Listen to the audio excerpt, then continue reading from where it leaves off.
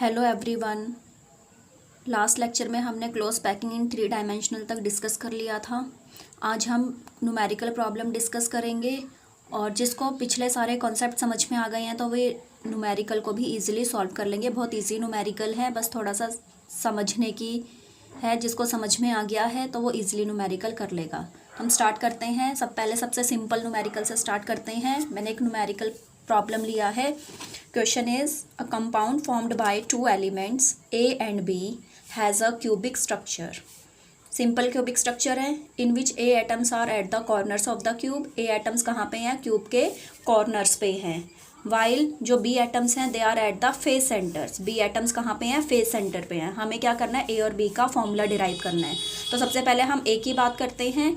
ए कहाँ पे प्रेजेंट था? कॉर्नर्स पे। तो ए कॉर्नर पे प्रेजेंट है और हम ये ऑलरेडी पढ़ चुके हैं कि कॉर्नर्स पे कंट्रीब्यूशन 1/8 होता है और 8 कॉर्नर्स होते हैं। तो 8 × 1/8 1। तो ए के कितने पार्टिकल्स हैं? 1।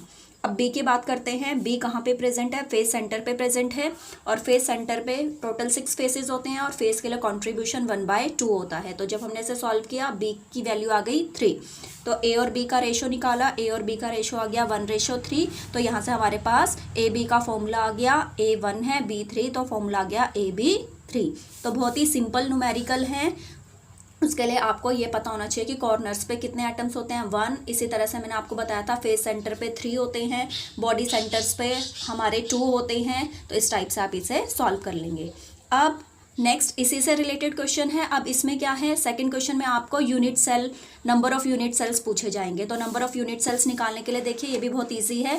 क्वेश्चन है हमारा calculate approximate number of unit cells present in 1 gram of gold. Gold के 1 ग्राम में टोटल कितने यूनिट सेल्स प्रेजेंट होते हैं यह हमें निकालना है। गोल्ड क्रिस्टलाइजेज इन FCC, face centred cubic structure. तो FCC अरेंजमेंट है। एटॉमिक मास गोल्ड का गिवन है 197 U। तो अब हम स्टार्ट करते हैं। तो सबसे पहले हमारे पास क्या है? गोल्ड कहाँ पे होता है? FCC में होता है। और FCC के लिए हम पढ़ चुके हैं कि FCC में क्या होगा? कॉर्नर पे कितने एटम्स? कॉर्नर पे contribution total number of atoms 1 होंगे। और इसी तरह से दूसरा वो फेस के सेंटर पे प्रेजेंट होगा और फेस के सेंटर पे 1/2 × 6 3 हो गया। तो यानी कि FCC में total number of particles, total atoms per unit cell कितने हो जाएंगे? 1 + 3 4 हो गया। ये ऑलरेडी हम पढ़ चुके हैं। ठीक है। अब हमें तो नंबर ऑफ यूनिट सेल्स निकालने हैं। तो उसके लिए हम क्या करेंगे? 1 मोल इज इक्वल टू, 1 मोल में 197 ग्राम होते हैं। 1 मोल क्योंकि एटॉमिक या मोलर मास के इक्वल होता है। इस तरह से 1 मोल हमारे एवोगैड्रो नंबर के भी इक्वल होता है। तो यहाँ से हमारे पास दोनों का रिलेशन आ गया कि 197 ग्राम में कितने पार्टिकल्स हैं, कितने एटम्स हैं? एवोगैड्रो नंबर पार्टिकल्स हैं। तो हमें कितने में पूछा है? हमें 1 ग्राम में पूछा है। तो टोटल नंबर ऑफ पार्टिकल्स हम निकालने लगे तो 197 ग्राम में एवोगैड्रो नंबर, तो 1 ग्राम में हमने निकाल दिया। तो यह आ जाएगा हमारे पास डिवाइड बाय 197। अब नंबर ऑफ यूनिट सेल्स, तो जैसे मैथमेटिक्स में हम किसी भी चीज़ का नंबर निकालते हैं, नंबर निकालने के लिए हम क्या करते हैं? जो जितने भी पार्टिकल्स हैं उसको ऊपर रखते हैं और पर यूनिट सेल में कितने पार्टिकल्स होंगे उसको नीचे रखेंगे डिवाइड करने के लिए। तो अगर हमें नंबर ऑफ यूनिट सेल्स निकालने हैं तो नंबर ऑफ यूनिट सेल्स का क्या हो जाएगा कि 1 ग्राम में कितने पार्टिकल्स थे? इतने। तो इसको रख दिया हमने और divided by per unit cell. Per unit cell के हिसाब से कितने पार्टिकल्स थे? 4। तो 4 से डिवाइड कर देंगे और यहाँ से हमारे पास आंसर आ जाएगा 7.64 × 10⁻20। तो ये सेकेंड टाइप थी। फर्स्ट टाइप तो थी जिसमें हमने फॉर्मूला बताना था और सेकंड टाइप में हमने अगर नंबर ऑफ यूनिट सेल्स निकालने तो कैसे निकालने ये उसका था। अब हम थर्ड टाइप डिस्कस करते हैं जिसमें हमें टेट्राहेड्रल और ऑक्टाहेड्रल वॉइड्स गिवन होते हैं और वॉइड्स के बेसिस पे हमें फॉर्मूला डिराइव करना होता है। वो भी इजी टाइप है। चलो अब हम उसे स्टार्ट करते हैं, उसका एग्जाम्पल देखते हैं।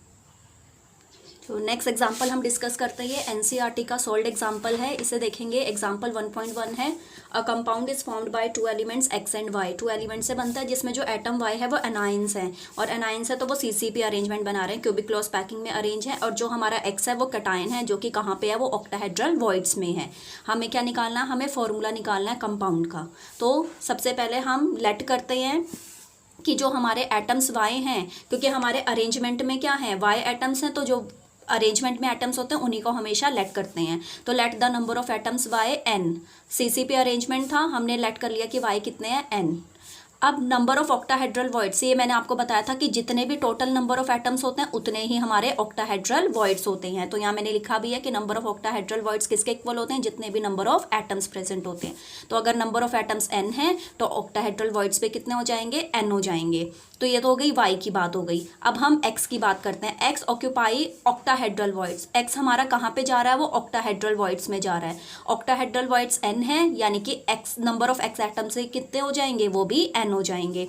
तो x ऑक्टाहेड्रल वॉइड में है, ऑक्टाहेड्रल वॉइड n है, तो इसलिए हमारे नंबर ऑफ एटम x भी कितने हो जाएंगे, n। तो x का भी नंबर हमें पता चल गया, y का भी नंबर हमें पता चल गया। तो रेशो निकाल देंगे x और y का, तो n/n 1/1। तो यहाँ से हमारे पास फॉर्मूला आ गया XY फॉर्मूला बनेगा। अब बात करते हैं सेकंड की। सेकंड वाली टाइप भी बहुत इजी है।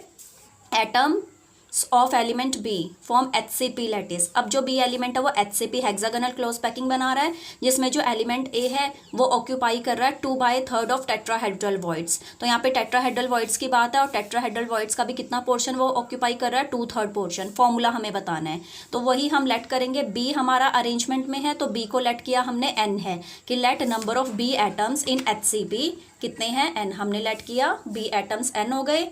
अगर बी एटम्स n है तो उतने ही हमारे ऑक्टाहेड्रल वॉइड्स होते हैं। ऑक्टाहेड्रल वॉइड्स पे कितने हो गए, n। लेकिन यहाँ पे ऑक्टाहेड्रल तो बात ही नहीं किया, टेट्राहेड्रल की बात किया, हमें टेट्राहेड्रल वॉइड्स चाहिए। तो ये भी मैंने आपको बताया था लेक्चर में कि जो टेट्राहेड्रल वॉइड्स होते हैं वो ऑक्टाहेड्रल वॉइड्स के डबल होते हैं। तो टेट्राहेड्रल वॉइड्स कितने हो जाएंगे, 2n हो जाएंगे। तो अब हम बात करते हैं इनकी।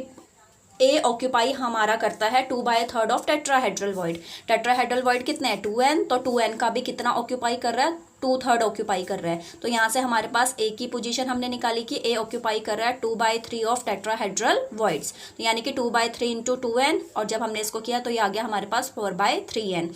अब हमें तो फॉर्मूला बनाना है, तो हम सबसे पहले रेशो निकालेंगे। ए और बी का रेशो निकाला हमने। जब हमने ए और बी का रेशो निकाला तो कितना बना, ए हमारा 4/3n था और बी हमारा n था। तो n से n कैंसिल हो गया, 4/3:1। डिनोमिनेटर रिमूव करने के लिए हम क्या करते हैं, डिनोमिनेटर 3 है, 3 से मल्टीप्लाई कर देंगे दोनों साइड। तो 3 से 3 कैंसिल हो जाएगा, ए का रेशो 4 आ गया और बी हमारा 3। तो ए और बी का रेशो 4:3 बना, और यहाँ से हमारे पास फॉर्मूला आ गया। कंपाउंड का फॉर्मूला क्या बन जाएगा, A4B3। तो ये हो गया हमारा सेकंड टाइप। बहुत ही इजी टाइप है, बस थोड़ा सा समझ के करोगे तो ईजिली हो जाएंगे। अब हम बात करते हैं इसमें लास्ट टाइप की, जो मैं डिस्कस करने वाली हूँ। तो नेक्स्ट कैटेगरी है न्यूमेरिकल की। क्वेश्चन है हमारे पास, a compound forms HCP structure. HCP arrangement है, total number of voids in 0.5 mole of it. इसके 0.5 मोल में टोटल वॉइड्स हमने बताने हैं। टोटल का मतलब टेट्राहेड्रल प्लस ऑक्टाहेड्रल दोनों ही बताने हैं, तब जाके टोटल आएगा। और बात किसकी करनी है, 0.5 मोल की। How many of these are tetrahedral voids. और दूसरा हमें पूछा है टेट्राहेड्रल वॉइड्स के बारे में। तो सेम स्टार्ट करेंगे। हमें पता है 1 मोल में कितने नंबर ऑफ पार्टिकल्स होंगे, 1 मोल का मतलब एवोगैड्रो नंबर होंगे। तो कितने में निकाल देंगे, 0.5 मोल में निकाल देंगे। तो यहीं से स्टार्ट किया हमने। टोटल नंबर ऑफ एटम्स निकाल दिए पहले। 1 मोल का हमें पता एवोगैड्रो नंबर, तो 0.5 मोल में निकाल देंगे। 0.5 इंटू एवोगैड्रो नंबर, तो हमारे पास वैल्यू आ गई 3.011 इंटू 10⁻23। अब मेरे को पता है जितने हमारे पास टोटल नंबर ऑफ एटम्स होते हैं उतने ही हमारे पास ऑक्टाहेड्रल वॉइड्स होते हैं। तो टोटल एटम्स इतने हैं तो ऑक्टाहेड्रल वॉइड्स भी उतने ही होंगे। तो ऑक्टाहेड्रल वॉइड्स भी सेम होंगे। अब टेट्राहेड्रल वॉइड्स निकालेंगे, तो टेट्राहेड्रल वॉइड्स ऑक्टाहेड्रल का डबल होता है। तो 2 से मल्टीप्लाई कर दिया, डबल हमने निकाल दिया। तो टेट्राहेड्रल ऑक्टाहेड्रल दोनों वॉइड्स आ गए हमारे पास। क्वेश्चन में हमसे टोटल नंबर ऑफ वॉइड्स भी पूछा था, तो टोटल करने के लिए हम दोनों को प्लस कर देंगे, octahedral voids plus tetrahedral voids. तो ये हमारे पास आंसर आ गया। तो ये जितनी भी इसमें टाइप बनती है, अलग अलग टाइप के मैंने आपको सारे न्यूमेरिकल करा दिए हैं। आई होप कि आपको समझ में आ गए होंगे। और उसके बाद ये मैंने आपके लिए होम असाइनमेंट बनाया है, और होम असाइनमेंट में अभी तो मैंने 2 क्वेश्चन आपको दिए हैं। उसके अलावा मैं इसके बेसिस पे प्रैक्टिस शीट दूंगी, जो कि आपके इन्हीं टॉपिक के ऊपर, इन्हीं न्यूमेरिकल्स के ऊपर बेस्ड होंगे। तो आपने क्या करना है, उन प्रैक्टिस शीट के सारे क्वेश्चन आंसर्स कर लेने हैं। और इन केस अगर किसी भी क्वेश्चन में कोई भी डाउट आता है, नहीं समझ में आ रहा या नहीं सॉल्व हो रहा, तो आप मुझसे व्हाट्सएप पे या कॉलिंग के थ्रू आप पूछ सकते हैं। Thank you.